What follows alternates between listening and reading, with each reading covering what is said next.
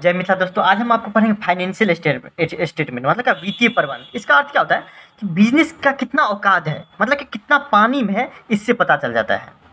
समझे? किससे? Financial statement से। अर्थात एक साल जो हम काम किए हैं, एक साल जो बिजनेस चला है, वो बिजनेस में प्रॉफिट हुआ है कि लॉस हुआ है, ये पता चल जाता है। किससे? फाइनेंशियल स्टेटमेंट से। एक तरह का समझिए आईना दिखाना हुआ। किसका? कंपनी का आईना हो गया कि कंपनी किस हालात में है। हमको पता करना रहेगा मुकेश अंबानी का कंपनी है रिलायंस, क्या तो बोलेंगे कि कितना पानी में थोड़ा पता करो, तो उसका हम क्या मंगा लेंगे, आपको स्टेटमेंट मंगा लेंगे, फाइनेंशियल स्टेटमेंट। आप फाइनेंशियल स्टेटमेंट देख लेंगे कि ओ अच्छा बात है, ये यहाँ से कर्जा लिया है, कितना 10 लाख रुपया लिया है, उसके बाद अभी तक 5 लाख रुपया दिया है, फिर आपको क्या किया है, कमाया है इस साल 20 लाख रुपया। तो ये मतलब हर एक चीज़ कितना पानी में पता चल जाता है। किसके थ्रू? फाइनेंशियल स्टेटमेंट के थ्रू, वित्तीय प्रबंध के थ्रू। ये इसलिए बनाया जाता है। इसका जो ना आपको थ्योरी बहुत ज़्यादा इंपॉर्टेंट है, आपको प्रैक्टिकल नहीं बनाएगा, एग्जाम में नहीं पूछता है। चलिए कोई दिक्कत नहीं, समझे? समझना जरूरी है, प्रैक्टिकल बहुत ज़्यादा जरूरी है, लेकिन आपको पूछता नहीं रहता है, समझे? तो इसका थ्योरी जो है ना आपको 5 मार्क्स में 100% पूछते रहता है, आपको 100% पूछते रहता है आपको। तो ये आपको बहुत ज़्यादा इंपॉर्टेंट है थ्योरी बेसिस के अकॉर्डिंग, समझ? बहुत ज़्यादा इंपॉर्टेंट है ये, आपको समझने वाली बात ये है। अर्थात क्या वित्तीय प्रबंध का विवरण का अर्थ क्या होता है कि बिजनेस का क्या इतना प्रॉफिट है, मतलब लाभ है, या लॉस कम हुआ है इस साल, या फिर आपको मान लीजिए कितना संपत्ति है, या कितना कर्जा है, कितना पैसा आया है, कितना पैसा गया, मतलब हर एक चीज़ बिजनेस का पता चल जाता है। किसके थ्रू? फाइनेंशियल स्टेटमेंट के थ्रू, मतलब वित्तीय विवरण के थ्रू हर एक चीज़ पता चल जाता है इसका। समझ गए बातों को? इसमें 3 चीज़, नॉर्मली 3 चीज़ बनाया जाता है, वैसे तो आपको 5 चीज़ बनाया जाता है, लेकिन आपको समझने वाली बात है क्या, 3 चीज़। मतलब क्या, जब फाइनेंशियल स्टेटमेंट मंगाएंगे ना, तो आपको क्या रहेगा, एक बैलेंस शीट दिखेगा, मतलब आर्थिक चिट्ठा, उसके अंदर हमारा कितना संपत्ति है या कितना कर्जा लिए हुए हैं, इसका पता चल जाता है। किसके थ्रू? बैलेंस शीट के थ्रू, बैलेंस शीट के थ्रू। फिर आपको प्रॉफिट एंड लॉस के थ्रू, क्या अभी हम पढ़ चुके हैं, 11th में पढ़े होंगे, आपको ट्रेडिंग के कौन सा प्रॉफिट एंड लॉस हर एक चीज़ पढ़े हैं।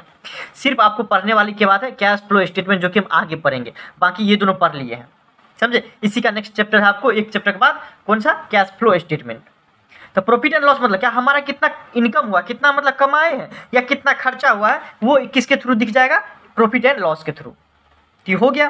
फिर देखिए आपको हमारा पैसा कहाँ कहाँ गया, कहाँ से आया, वो कौन कहाँ दिख जाता है आपको, कैश इनफ्लो कैश आउटफ्लो कहाँ दिखता है, कैश फ्लो स्टेटमेंट में, जो कि आगे हम पढ़ेंगे, आपको 12th में है, एग्जाम में इससे भी बहुत ज़्यादा पूछा जाता है, कैश फ्लो स्टेटमेंट से। तो आपको 3 चीज़ें फाइनेंशियल स्टेटमेंट के अंदर दिखना पड़ेगा। नॉर्मली बैलेंस शीट, जो कि हमारा संपत्ति कितना है या कर्जा कितना लिए वो बता देता है। प्रॉफिट एंड लॉस में हम कितना कमाए हैं, कितना खर्चा हुआ है, वो हर एक चीज़ दिख जाता है। और कैश फ्लो में हम कहाँ कहाँ से पैसा लिए हैं और कहाँ कहाँ मेरा पैसा गया है, ये दिख जाता है।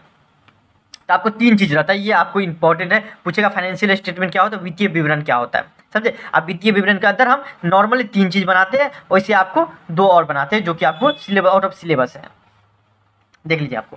फिर देखिए ऑब्जेक्टिव, आपका भी कुछ ना कुछ उद्देश्य होगा ना भाई, कि पढ़ लिख के क्या करें। आप भी CA बनना चाहते होंगे, या फिर MBA करना चाहते होंगे, या ग्रेजुएशन करेंगे, यही होगा, कुछ ना कुछ एम्बिशन होगा, ऑब्जेक्टिव होगा, कुछ ना कुछ उद्देश्य होगा, उसी को बोलते हैं क्या, ऑब्जेक्टिव। मतलब क्या, ये जो बनाता है फाइनेंशियल स्टेटमेंट, जिसमें इसका कितना पानी में पता चलता है, कितना औकात में है वो पता चलता है, तो वो क्यों बनाता है, कुछ ना कुछ तो उद्देश्य होगा बनाने के पीछे, कुछ ना कुछ तो रीजन होगा, वो हम पता करते हैं। देखिए क्या क्या, पहला क्या है, टू प्रोवाइड इन्फॉर्मेशन। सही बात है, ये जो ना आपको सूचना बता देता है कि बिजनेस किस स्थिति में है, बिजनेस किस स्थिति में है, ये आपको सूचना प्रोवाइड कर देता है। कौन? आपको फाइनेंशियल स्टेटमेंट के थ्रू हमको पता चल जाता है कि बिजनेस किसका अर्निंग कैपेसिटी क्या है, कमा रहा है कि लॉस में जा रहा है, हर एक चीज़ पता चल जाता है किसके थ्रू, फाइनेंशियल स्टेटमेंट। तो ये बनाने का तो एक सबसे बढ़िया ये हो गया कि आपको पता चल जाएगा क्या, कि कितना पानी में है। पहला चीज़ तो ये इन्फॉर्मेशन, हर एक चीज़ पता चल जाता है, कहाँ से कर्जा लिया है, किस किस से कर्जा लिया है, कितना इनकम हुआ है, कितना एक्सपेंस हुआ है, कितना लॉस हुआ है, कितना का संपत्ति है, समझे? मतलब हर एक चीज़ पता चल जाता है। ये बोलते इसका बनाने का उद्देश्य इसलिए, इससे सरकार बोलता है क्या, साल में एक बार तुमको बनाना ही है, उसे 31 मार्च को बनाया जाता है, साल में तुमको एक बार बिजनेस सबको बोलता है बनाना ही है तुमको, चाहे जैसे हो। फिर आपको क्या होता है, इन्वेस्टमेंट पर्पस। देखिए मान लीजिए हम आपको मुकेश अंबानी कंपनी में पैसा लगाना चाहते हैं, उसी पर पैसा लगा देंगे। पैसा जो हम इन्वेस्टमेंट करेंगे किसी कंपनी में, किसी भी कंपनी में हम इन्वेस्टमेंट करेंगे, पैसा जो लगाएंगे, क्या देख के लगाएंगे कि ये कंपनी हमको आगे चल कर प्रॉफिट देगा कि नहीं। तो कैसे पता चलेगा भाई? हमको तो सपना नहीं देखेंगे, तो हमको क्या, हम क्या मंगा लेंगे, आपको इसका फाइनेंशियल स्टेटमेंट मंगा लेंगे कि अच्छा देखो पिछले साल ना ये इतना कमाया हुआ था और इसी से कर्जा लिया हुआ था, अच्छा ये बात है, मतलब हर एक चीज़ इसका पता चल जाएगा बिजनेस के बारे में कितना पानी में है। तब बोलेंगे नहीं यार ये तो सही है, पिछले साल भी जो शेयर होल्डर था इसका जो पैसा लगाया था बिजनेस में, उसको 15% से ये आपको रिटर्न दिया है, ऐसा करते हम भी दे देते हैं, हम भी लगा देते हैं पैसा। तो इस टाइप से लगाया जाता है, मतलब क्या इन्वेस्टमेंट जो करना चाहता है तो उसको जो है ना फाइनेंशियल स्टेटमेंट का बहुत काम होते रहता है, समझे। फाइनेंशियल स्टेटमेंट का उद्देश्य ये भी है कि एक जो इन्वेस्टमेंट कोई करना चाहता है तो वो कर सकता है। प्लानिंग, मान लीजिए कि हमको इस साल जो है, मान लीजिए किसी भी कारणवश हम एक बिजनेस खोले, हमको लॉस हो लग गया, तो लॉस का पता करिए, लॉस लगा कैसे हम पता किए, तो हमको पता चला कि मेरा जो मशीन है ना, वो मशीन क्या हुआ, ज़्यादा प्रोडक्शन करता ही नहीं है, जिसके कारण सब ज़्यादा बेच ही नहीं पाते, ज़्यादा बेच नहीं पाएंगे, क्या होगा, हमको लॉस ही होगा, 100% हमको क्या होगा, लॉस होगा। इस कारण से हमारा क्या हो गया, लॉस हो गया, जिस कारण से क्या हो गया, हमारा लॉस हो गया, समझे। देख लीजिए, तो हम क्या करेंगे, एक नया मशीन खरीदेंगे, जैसे भी हो खरीदेंगे और उसका पूरा का पूरा प्रोडक्शन करना शुरू कर देंगे, और जैसे प्रोडक्शन शुरू करेंगे हमारा क्या हो जाएगा, बिजनेस में आपको इनकम बढ़ जाएगा। तो प्लानिंग होता है। या फिर मान लीजिए कि ये आपको कि हम चाहते थे 20 लाख रुपया इस महीना हम कमाए, 20 लाख रुपया, लेकिन आपको 15 लाख रुपया कमा पाए, तो किस कारण से, उससे भी पता चल जाएगा। मैनेजर बोलेगा कि देखिए सर ऐसा ऐसा बात है, आप प्रोडक्शन नहीं किए हुए थे, या फिर वो जो है ना कच्चा माल भेजा ही नहीं, अच्छा ये बात है, कच्चा माल नहीं भेजा इसलिए, चलो ये बात है, तो हम दूसरे जगह से कच्चा माल मंगा लेते हैं। तो ये आपको प्लानिंग करने में बहुत मदद करता है, कौन सी, फाइनेंशियल स्टेटमेंट, समझे। उसका कंपेरेटिव स्टडी, हाँ सही बात, ये तो बहुत ज़्यादा सब करता है, ये तो आप भी करिएगा, हम भी करेंगे। कि देखो कि हम पिछले साल, मान लीजिए 2023 चल रहा है, 2022 में स्टेटमेंट मंगाए थे, तो हम बोले हुए थे कि 2022 जो है कितना कमाए हुए थे, तो हमको पता चला कि 2022 में हम जो है 2 करोड़ रुपया कमाए हुए थे। 2023 जब खत्म होगा तो हम 31 मार्च को क्या करेंगे, मंगाएंगे, तो बोलेंगे यार देखिए 2023 में कितना कमाए हैं, यार 1 करोड़ कमाए हैं, ऐसा क्यों, पहले तो हम 2 करोड़ कमाते थे, अब 1 करोड़ कमा रहे हैं, क्या रीजन है।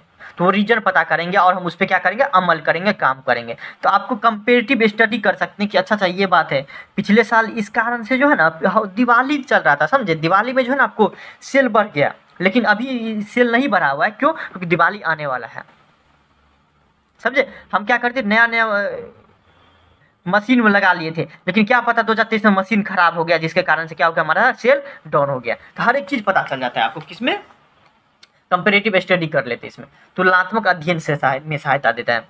ये बनाने का उद्देश्य है क्या, रीजन यही है।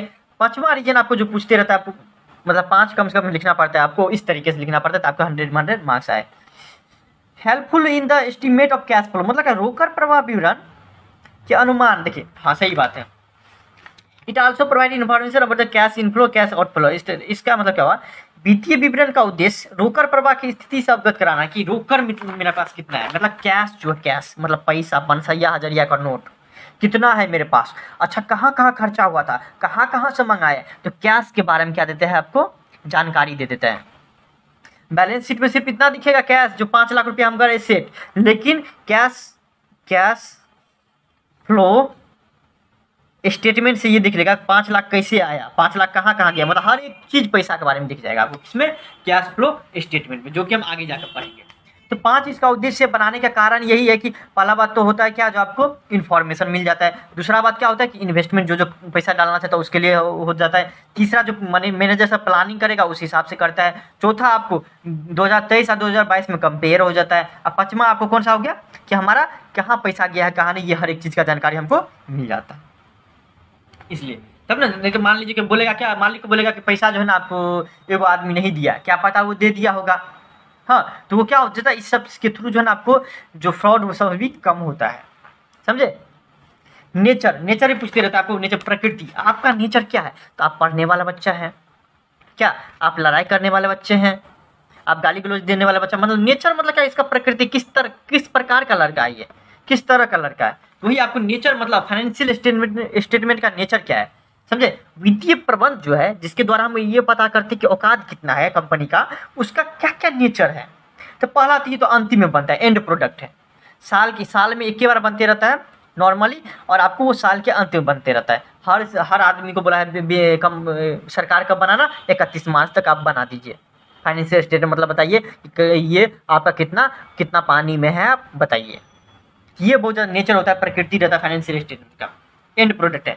फिर क्या होता है, ये it is related to past. सही बात है यार, ये पास्ट से रिलेटेड है। अब मान लीजिए हम पैसा लगाना चाहते हैं बिजनेस में हम पैसा लगाएंगे तो हम ये सोचेंगे कि अभी इसका स्थिति क्या है।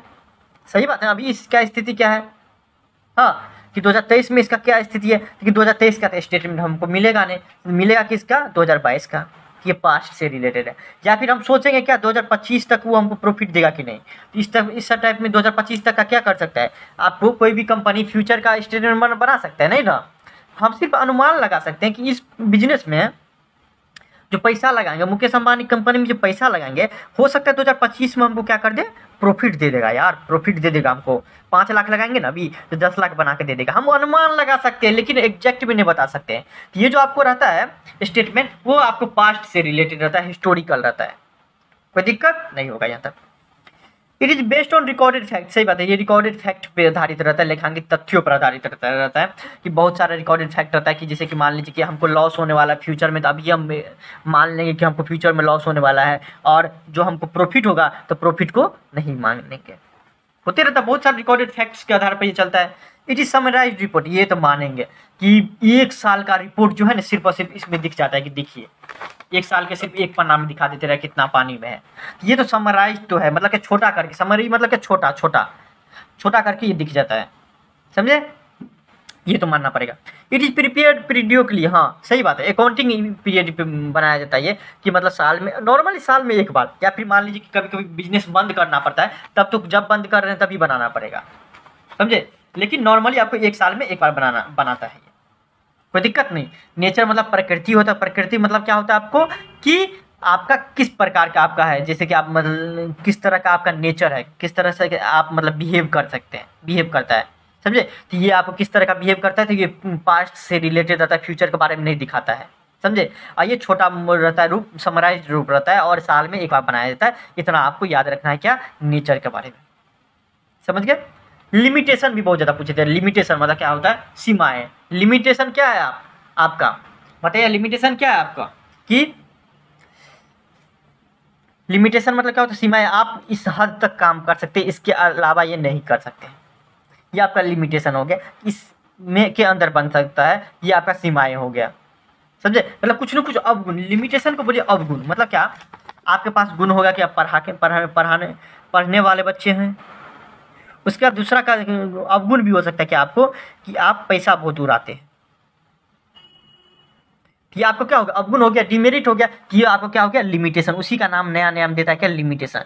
जैसे फीचर्स का दे दिया कैरेक्टरिस्टिक, क्या उसी तरह से रहता है लिमिटेशन, कि आपका सीमाएं क्या है। तो पहला तो हिस्टोरिकल डाटा, हम पहले ही बता देते हैं, हिस्टोरिकल डाटा है ये, कि फाइनेंशियल स्टेटमेंट और हिस्टोरिकली नेचर मतलब क्या, पास्ट से रिलेटेड दिखाता है, अभी क्या स्थिति है बिजनेस का वो नहीं दिखाता है। मान लीजिए हम 2023 में किसी बिजनेस में आपको पैसा लगाना चाहेंगे, तो 2023 का कब मिलेगा, 2024 में मिलेगा।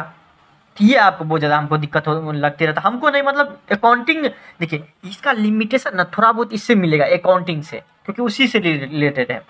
ऐतिहासिक आंकड़ों पर आधारित हो रहता है ये, कि पिछले साल से संबंधित रखता है।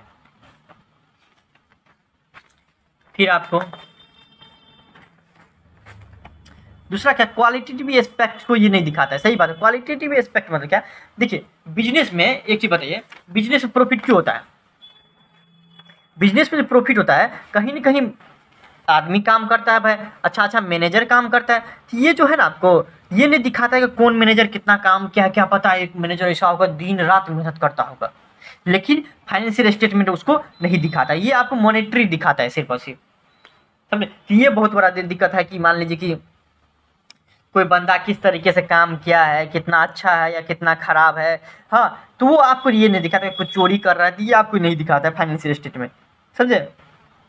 हम सिर्फ अनुमान लगा सकते हैं कि अच्छा इतना प्रॉफिट हुआ, मतलब सबका सब आदमी सही होगा, लेकिन ज़रूरी है सबके सब सही होगा बिजनेस में, नहीं होगा।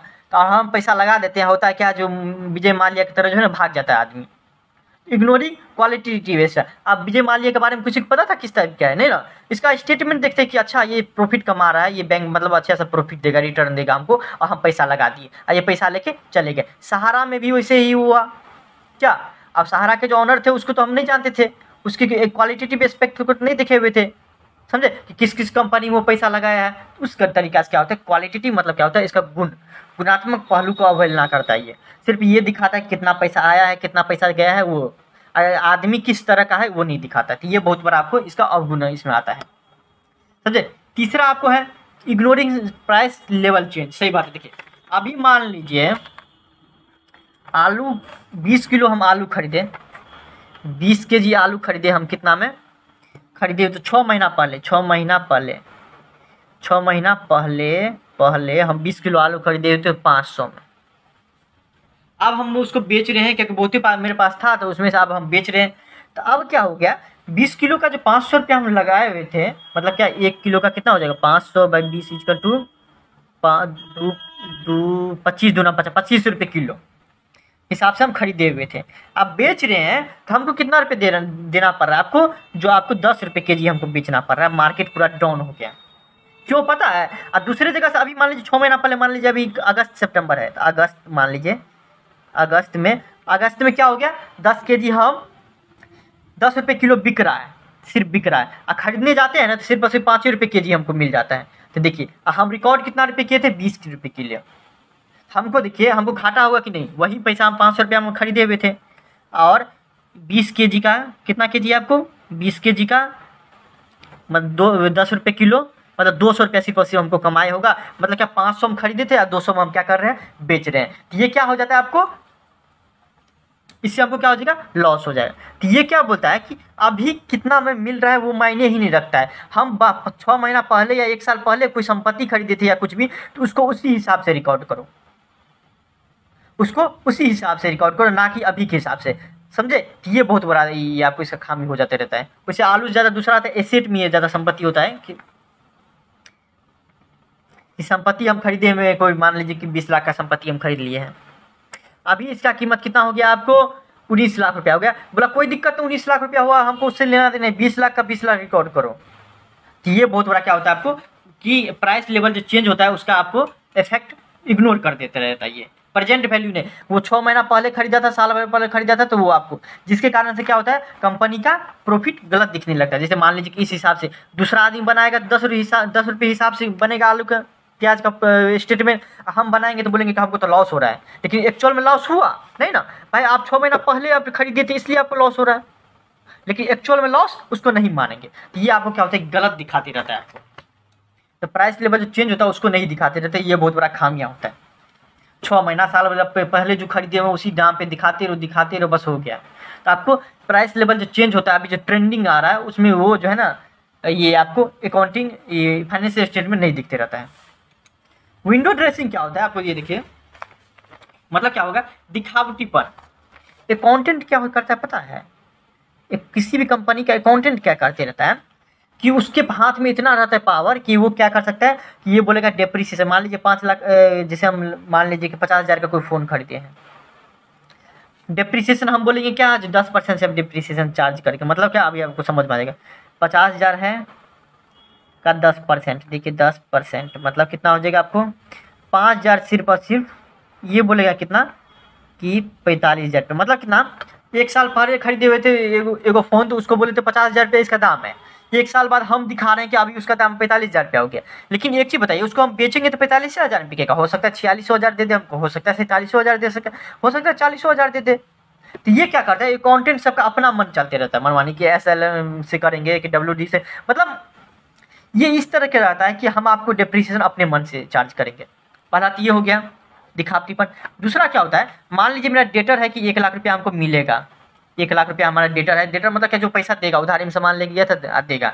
हम बोलते हैं क्या, हम बोलते हैं, हो नहीं सकता ऐसा कि जिसमें से हमको 20,000 रुपया नहीं मिलेगा, हमको लगता है ऐसा, तो हम दिखा देते हैं कि 20 लाख रुपया हमको लॉस में जा रहे हैं।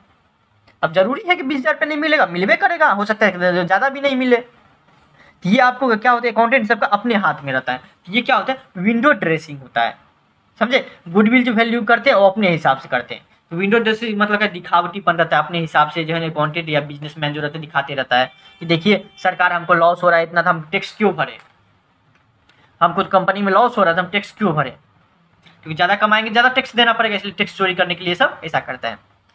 Lack of knowledge about exact position, सही बात है। देखिए there are many expected value show in the profit and loss, मतलब क्या हो गया कि वास्तविक स्थिति की जानकारी की कमी, अर्थात क्या लाभ हानि में जो जितना भी राशि रहता है वो अनुमानित रहता है। मतलब क्या, हम मान लेते हैं कि 5 लाख में हमको डेटर है जो आज न कल हमको देनदार है, आज न कल पैसा देगा, जिसमें से 20,000 रुपया हमको नहीं मिलेगा, मान लेते रहते हैं और इसको हम लॉस दिखा देते रहता है, तो वो एग्जैक्ट तो नहीं हुआ।